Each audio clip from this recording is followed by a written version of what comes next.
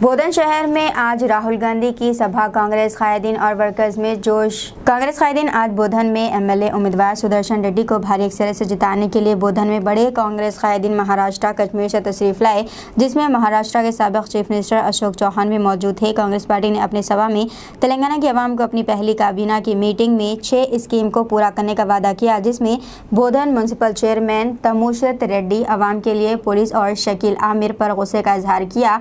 इस मौके पर पाशा, ताहिर बिन हमदान, डब्बू काउंसलर नवीन, इनायत, अब्दुल साजिद मौजूद थे।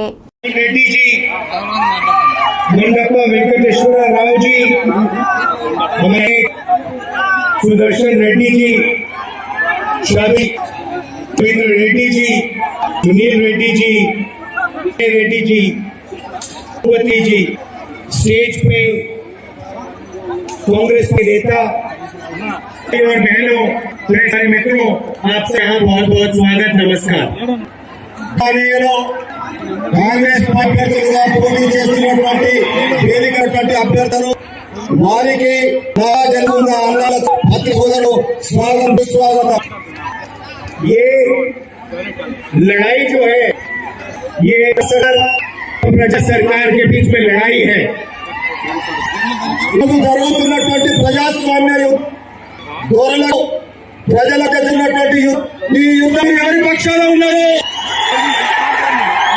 आपने तेलंगाना सपना आपने सोचा कि तेलंगाना की जनता की सरकार बनेगी, गरीबों की, किसान की, कमजोरों की सही क्या राय एक परिवार बनाई। మనం ఏమనుకున్నాం, మన కళలు ఏ విధంగా ఉండే తెలంగాణ అవుతుందని మనం అందరం అనుకున్నాం।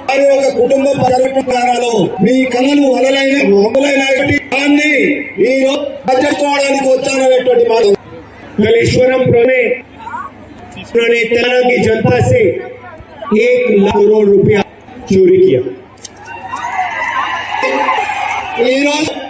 తెలంగాణలో జరిగినటువంటి నీటి మలేశ్వరం కానీ కానీ 1,00,000 కోట్ల రూపాయల కుంభం జరిగిందనే విషయాన్ని మనం చాలా आंखों से देख जो खंभे लगे उन बड़े बड़े क्रैक्स आ चुके।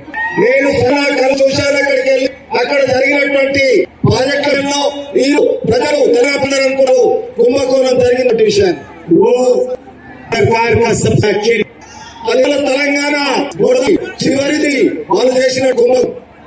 कांग्रेस पार्टी जमीन हटने का कारण लोगों को उनका हक जमीन पार्टी పేద కొరకు నియమాలకు ఆలయాన్ని కట్టుబడి ఉండి రేపు దాన్ని పార్టీ పోరాడుతుంది। केसीआर ने भारी बहाना कर कंप्यूटेशन करना बना